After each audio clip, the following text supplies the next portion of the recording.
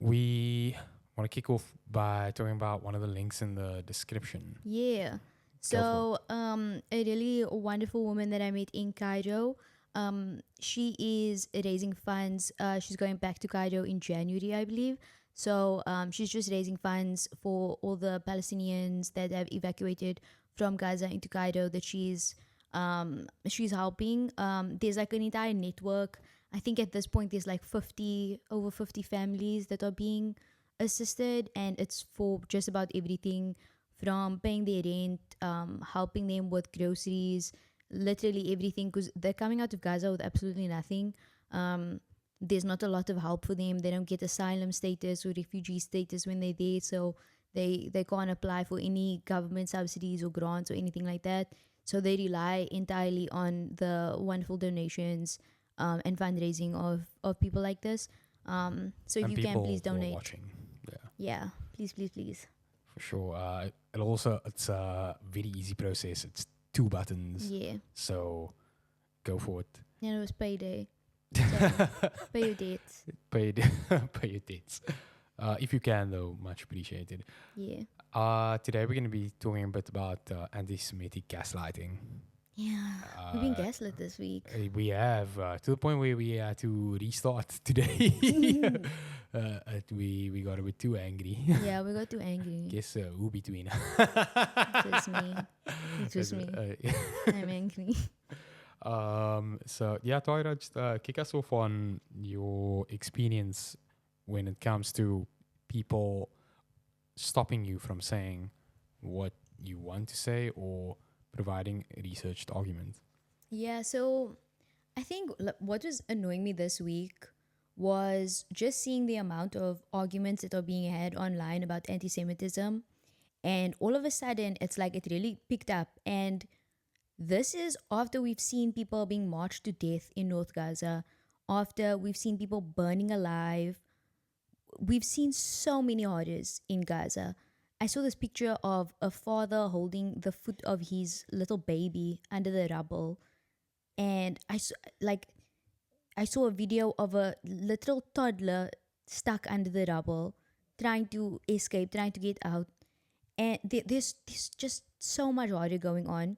Israel is bombing Lebanon, Syria, Iraq, Yemen, Iran. The war is now expanded to Lebanon, where there's an attempted ground invasion. Beirut is still being bombed. The West Bank is still being ethnically cleansed, and these psychotic hilltop youth are still killing and threatening and pushing Palestinians off their land at every opportunity. Just this week, there was a video of an 11-year-old child who threw a stone at a tank as it was driving away, and he was sniped in the head and just died right there. And at the same time that all of these atrocities are going on day after day after day, at any given moment you open your phone up, there are 5 people that you will have to watch die in front of your eyes. And at the same time, in between that, it's getting peppered with white people in Los Angeles crying about their feelings about perceived anti-Semitism. And the argument keeps being shifted towards that. And it's this phenomenon that I've been kind of eyeing for a little while, that for a long time, people who ultimately support Zionism and who want the maintenance of the state of Israel, they've had to sort of make like compromises here and there. They've had to say, okay, yeah, free Palestine, fine, in the occupation, in the apartheid, in genocide. I can't be, a respectable member of society. I can't be involved in civilized politics if I'm for genocide and for occupation. However, I'm going to use every opportunity I can to weaponize liberal identity politics so that it becomes about that. It becomes, we can't free Palestine because what about the queers? Hamas wants to kill everyone and throw them off a building, when that's literally never been the case. Or it's, yeah, but do you really want to expel 8 million Jews? And it makes it sound like you're doing a Holocaust when really what you're doing is decolonialism. And like, it's just this all the time. And what I've started to feel about it is that the more that the cracks in this entity begin to show, and the more that we can see visibly it being degraded, and the more realistic the collapse of Israel begins to seem, the more people who seek to maintain it and seek to uphold it will become louder and more aggressive in their arguments. And Ethan Klein, this Twitch streamer with a wife who's an IDF soldier or was an IDF soldier, she literally talks about doing a raid in the West Bank. How at first she was like a secretary type thing in the IDF. She was just organizing during Operation Cast Lead, which was a horrific assault on Gaza. After that, she, like during that, I mean, she was organizing where soldiers can like live surrounding Gaza. And then she got really bored with that, so then she started to do raids on the West Bank, and she enjoyed that. But he is making videos, like at this point, like 4 hour long segments about how some Lebanese girl is making fun of Israeli hummus, and he's triggered by this. This is cultural genocide, he claims. And is this a regular thing? What? Is this like a regular? You know, you spoke about liberal identity politics. I'm gonna bring it to another like person who is super pro Israel and like sadly Ziggy Marley, Yeah. who is signing letters and like basically promoting pro Israel standings and saying like we need peace. Yeah. And it's this strange thing where he's using Western symbols of peace, especially like you know, Bob Marley's the figure that he is using that family name and that ideology. Why do you think his daddy shot the sheriff? Like, what does he think that was about? Well, Ziggy Marley's wife's also Israeli. No, of course. She's a Zionist. So, yeah. Do you think, though, and this is like anti-Semitism, gaslighting that takes place, a lot of people find that they can't speak about anything at work because of Yeah. it. Yeah. I guess, like, why is it? Yeah, I think like the way that I visualize it is the way that I visualize like the rhetorical narrative battleground as being very similar to the actual physical battleground, where we're fighting this entity that has nuclear weapons, billions and billions and billions of dollars, the backing of the entirety of the West, power beyond, conceptualization sometimes. Like, I can't really even quantify the amount of power that they have in terms of like their military and the amount of military support. I mean, you have majority of the American naval fleet in the Mediterranean or in the Red Sea like every 2 weeks. But the rhetorical battleground is very much similar. Like they've spent years, doing the groundwork, making sure that our arguments, that the language that we use is colonial language, so that we can get to a place where we have these arguments where liberal identity politics and like especially the misunderstanding of liberalism in general makes people believe that we have to care about everything equally, and that every person, every minority, anytime that you are an ethnic minority, we must feel sorry for you and we must pacify every little one of your needs. And it's really ridiculous. Like, that's not really the way that things go most of the time.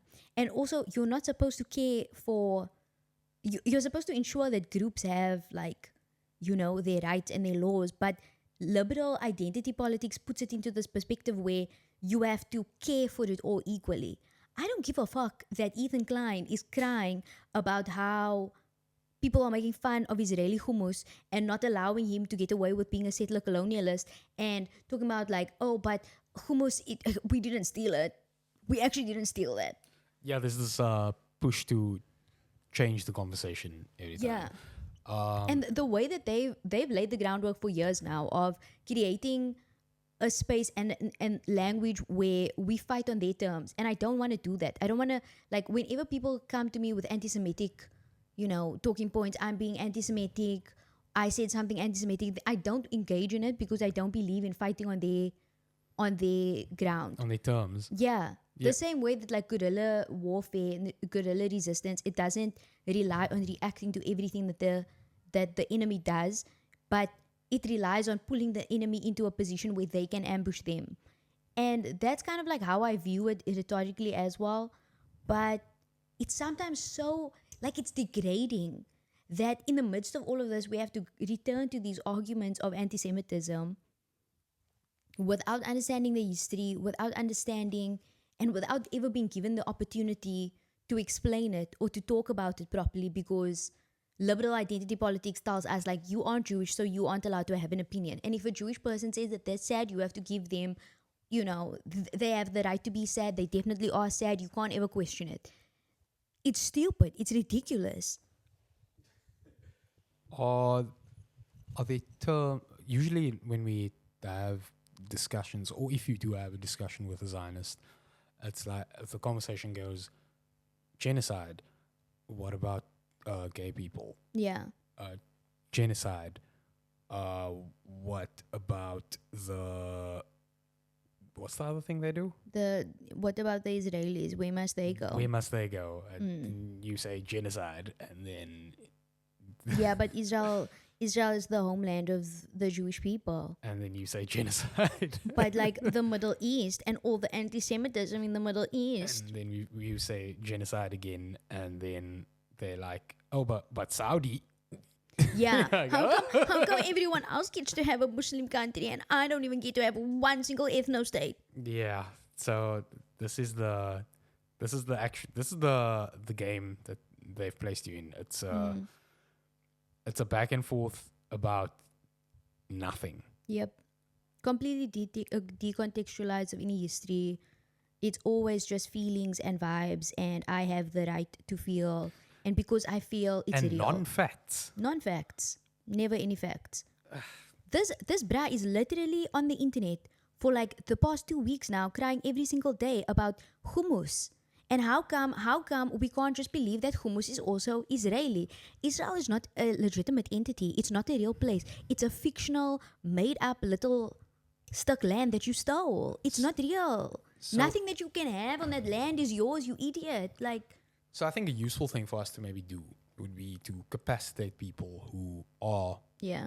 interacting with this regularly. So, for example, like you get a lot of Muslim people who sit in these arguments, Yeah. and the thing that they Yeah. say is like, "What about Saudi?" So, what should their response be in that situation?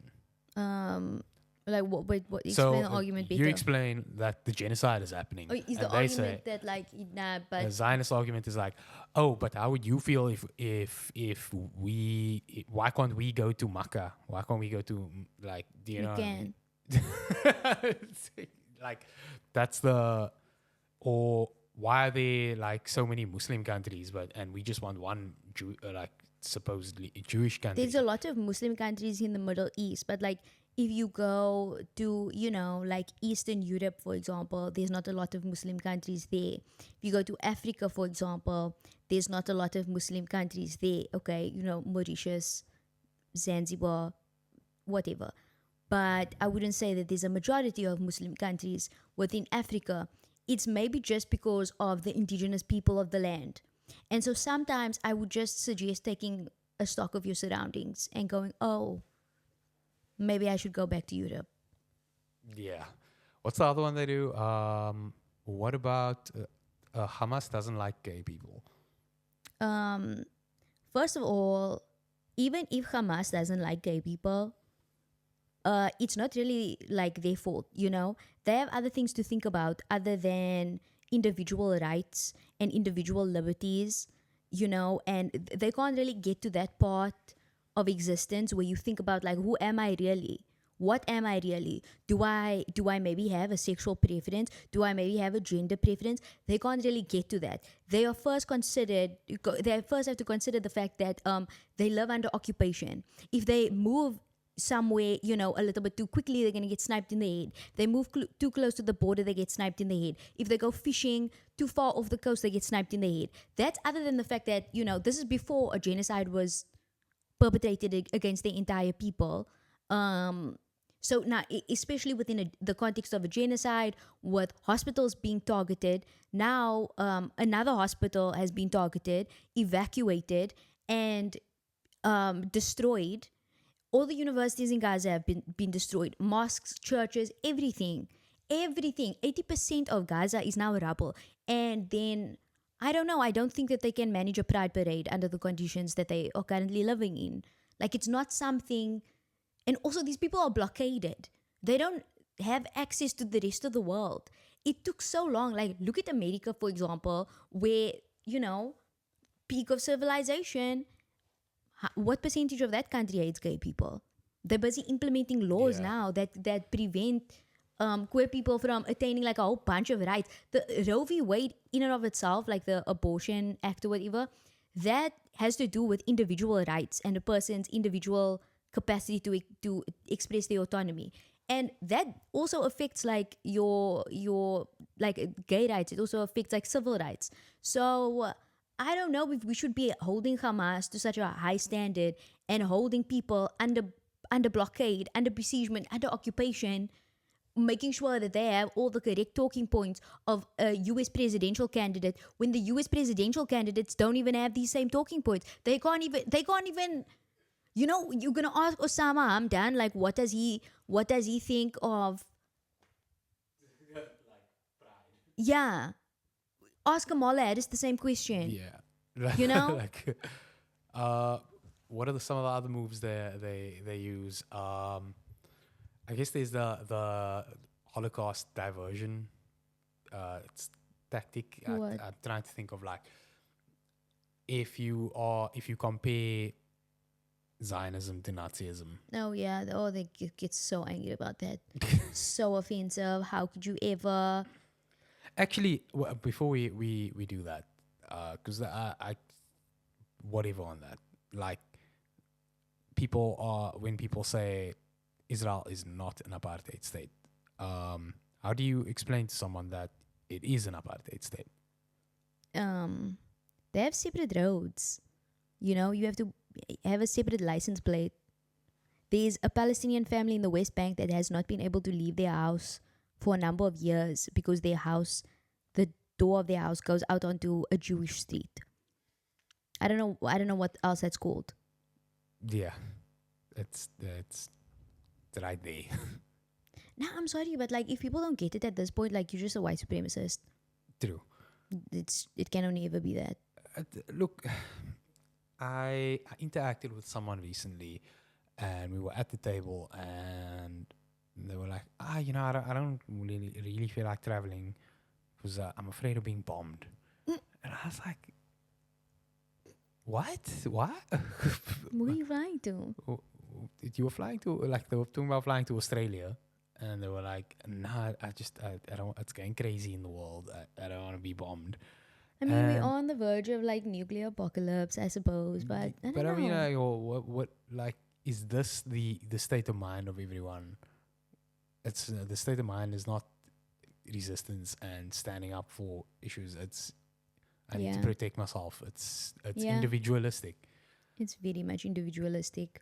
I, And that's also kind of like, that's what's made me so angry over the last week is that, so it started off, because I posted this thing where it was like, so where do you expect all the Israelis to go? And then the answer was to hell.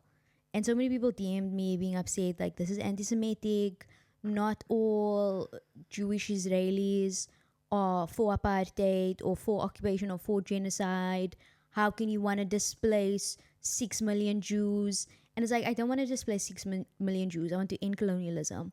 That means decolonization. That means it's not 6 million, 8 million people who are currently colonizing. They must go. They must leave. And when it comes to anti-Semitism, like, first of all, that was a European creation.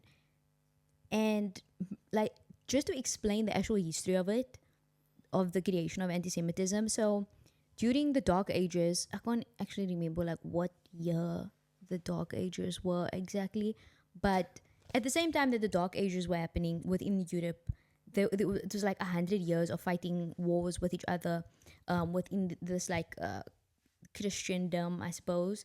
The Islamic Empire was boosting, and it was sort of like from Southeast Asia, stretching all the way to North Africa, into like Spain and stuff.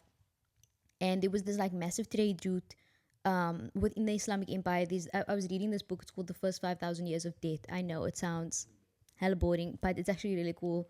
And it talks about like the way that they used to make these handshake agreements in the Islamic Empire. And so Malacca was the one port that everyone would kind of do their dealings at, because it was a very popular port in Malaysia.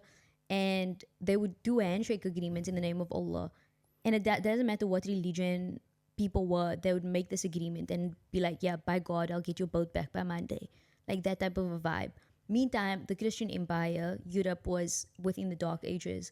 And the way that they got out of the Dark Ages was by essentially creating, not essentially, by creating anti-Semitism. And it was because like the Christian Empire was struggling to make more money, basically, and Christianity was not a lucrative business, but they needed to turn it into a lucrative business. And what was preventing them from doing that was interest, and the Bible saying that you can't charge interest on your brother. But then in the creation of anti-Semitism, they said, okay, wait, who's not our brother? Who can we say is not our brother? The Jews. They aren't our brothers for sure. And so that was the loophole that they used. They got Jewish people to act as bankers and loansmen so that they could charge interest without these Christian lords having to charge interest. And that's how it started. That's how it was created, which is insane. It was entirely, and that's how like the whole understanding or the whole, not understanding, the whole like anti-Semitic trope about like Jews being stingy and always being the ones who handled money. That was the creation of the white man. That's what they did. They said, I need to make more bank. Who can I exploit for this? And it was Jewish people. And then the way that anti-Semitism came to the Middle East, it didn't. In the like you always hear these Zionists talk about there's no safe place for Jews in the Middle East. Like it's only Israel. First of all, Jews were living peacefully in the Middle East from the time of the Islamic Empire right up until the 1950s. In this book that I'm reading about like the 5,000 years of death, they talk about how the Crusades like wiped out the Islamic Empire and how it was Muslims and Jews that were targeted. You were forced to convert.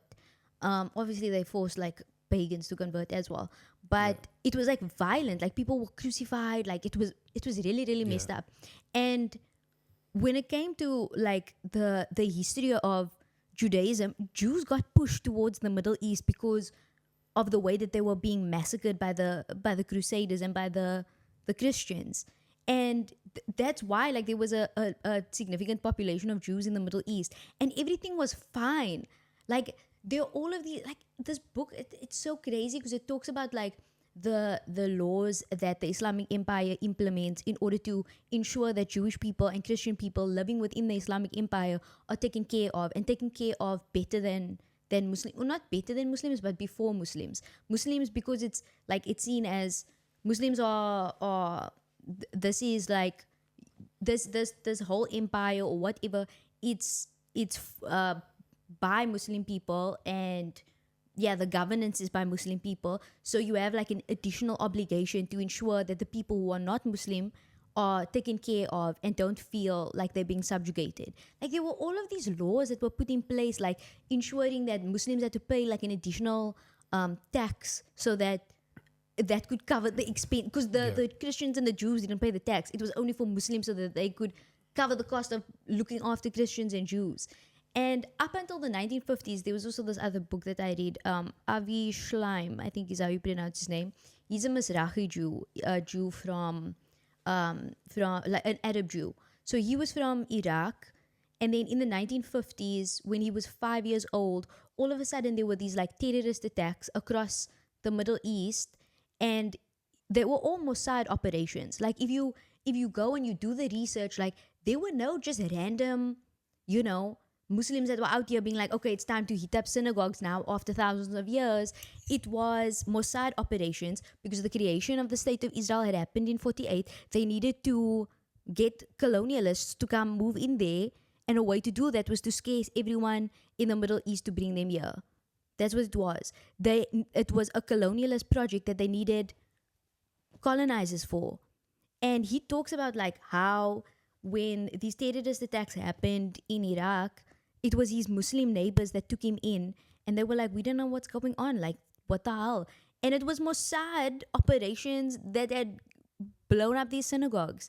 And now, when it comes to today, the anti Semitism that people want to refer to in the Middle East is like Arab speaking people using the word Yahud to refer to Zionists without any understanding of the fact that, first of all, Israel claims to be a Jewish state.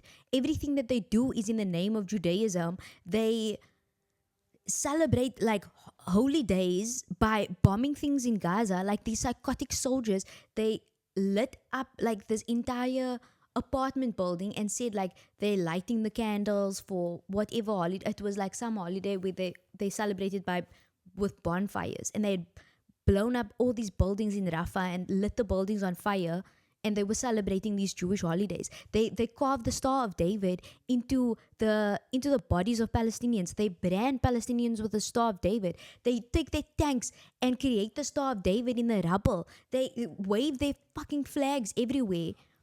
Is this essentially the? Don't you think that this is what develops anti-Semitism? What? Like this, the identity that Zionists are Yeah. essentially butchering the identity of Judaism. Yeah.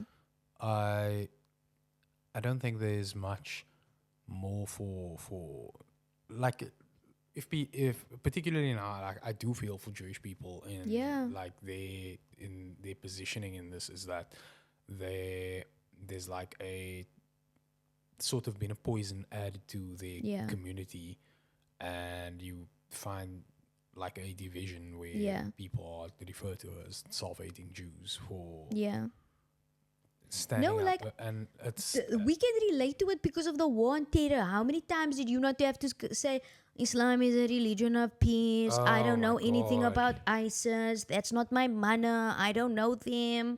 How many times did you not have to say that during the war on terror? Like, I know it's bad. Bro. I get it's bad for Jewish people. I really do feel for them. I feel like they've been used and abused for literally at this point centuries. Like, Jewish people have been persecuted for a very long time, and their religion specifically has been weaponized against them in so many ways, including by the state of Israel. Nah, that's- However, like, in the context of what's happening today, that's something that you have to sort out going forward, but it's not something that can be placed on me or anyone that is trying to end the occupation of Palestine, or who, if you have the goal of liberation, like, I'm sorry about the feelings of the oppressor, and I'm Yeah. sorry about the impact that it's having on the Jewish community, but that's not the primary issue. But- And that's what I mean about like liberal identity politics, making everybody feel like you have to care about things equally. Everything exists equally. It doesn't. Genocide.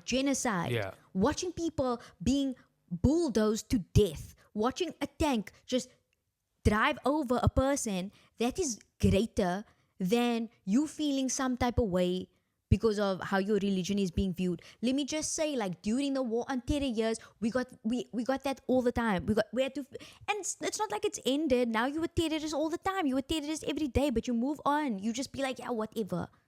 And like, if it comes to a point where Jewish people are targeted, you know who's going to be on the front lines protecting them. It's going to be the same people who are on the front lines protecting Palestinians. It doesn't matter. Like, it doesn't matter what the religious identity, it doesn't matter what the identity of a group is. If you're being persecuted, if you're being subjugated, that's what will happen. Like, people will stand there fighting for you. You think that all of these students in the 1960s in like college campuses in America, they were Buddhists that really loved the Vietnamese, or they had any like, you know, connection to the Vietnamese? No, they just saw them getting slaughtered and they said, now we have to do something about it. And that's what it is in like every single instance. It doesn't matter who it is, but there is a hierarchy of needs right now, you know? Like Spock, he said very simply, the needs of the many outweigh the needs of the few. Like, I'm sorry that Are you referencing Star Trek? I'm sorry that Star Trek has to be, but like, Yeah. sometimes people are dumb and you need Star Trek. No, but yeah. look, there is a byproduct impact of this anti-Semitism. It's that I think of like a Muslim or Jewish person just sitting in a management position where a Muslim person hires another Muslim person.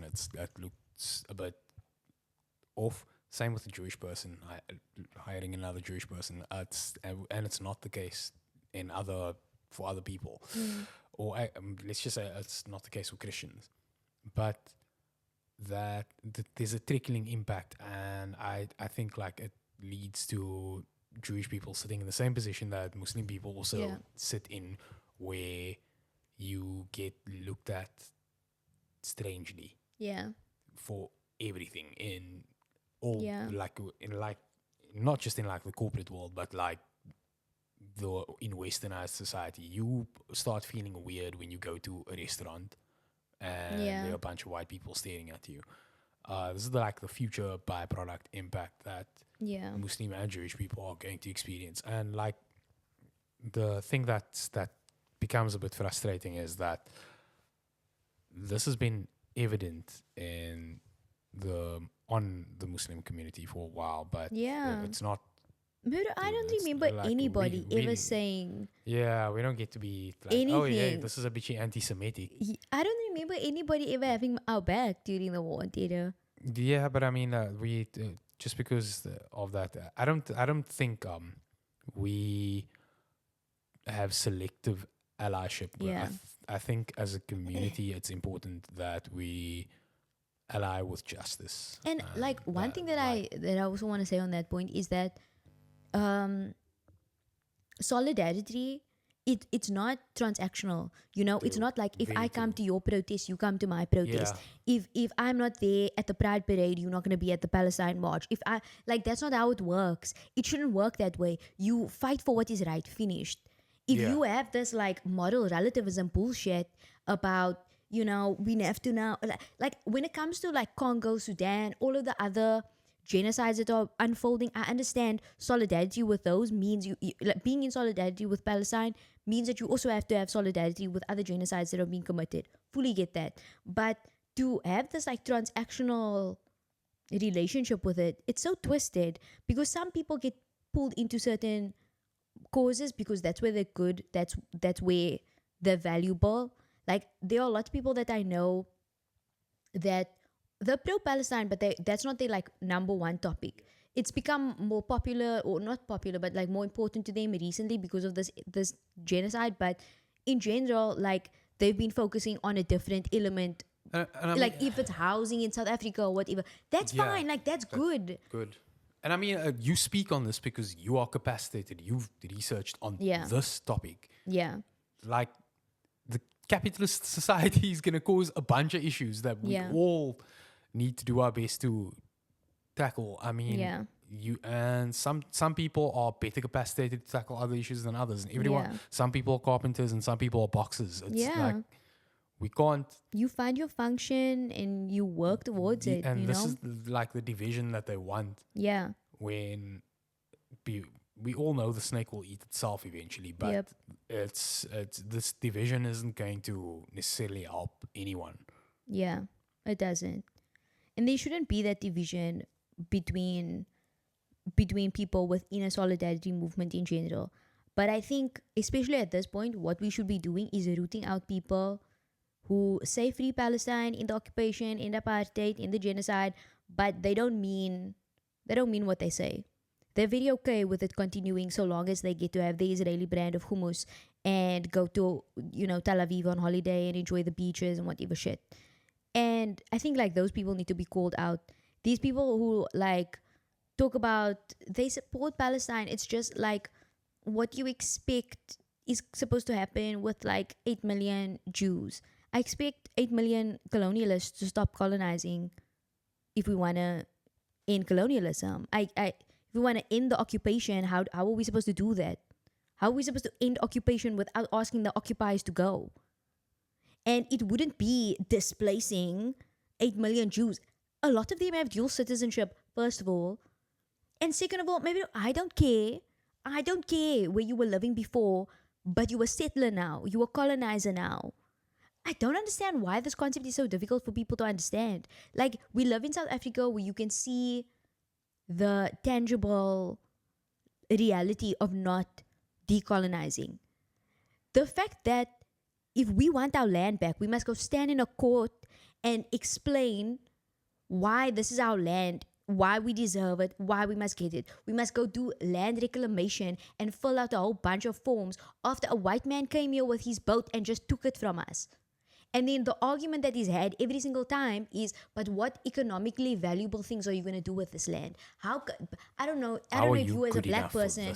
Yeah, I don't know if you as a black person, I don't know if you're going to open up like a shopping center. Yeah. Whereas this white man over here, though, he's going to do that. Yeah. So I don't think you deserve the land that belongs to you. That's where we are because we didn't decolonize. I don't want that for Palestine. I don't want that for Lebanon. I don't want that for anyone else. I don't want that for us either. I mean, because we went for Vote EFF. we went for democracy instead of justice, and Yeah. maybe next week we can talk about the problems Yeah. with democracy. We went for rehabilitation over retribution. We said let's hold hands, let's be fine. You know. It's deeper than that. Yeah. I think we can all head out. Yeah. Thank you. Also, remember to donate. Yes, please donate. And yeah, see ya. Fuck Zionists, free Palestine. Bye.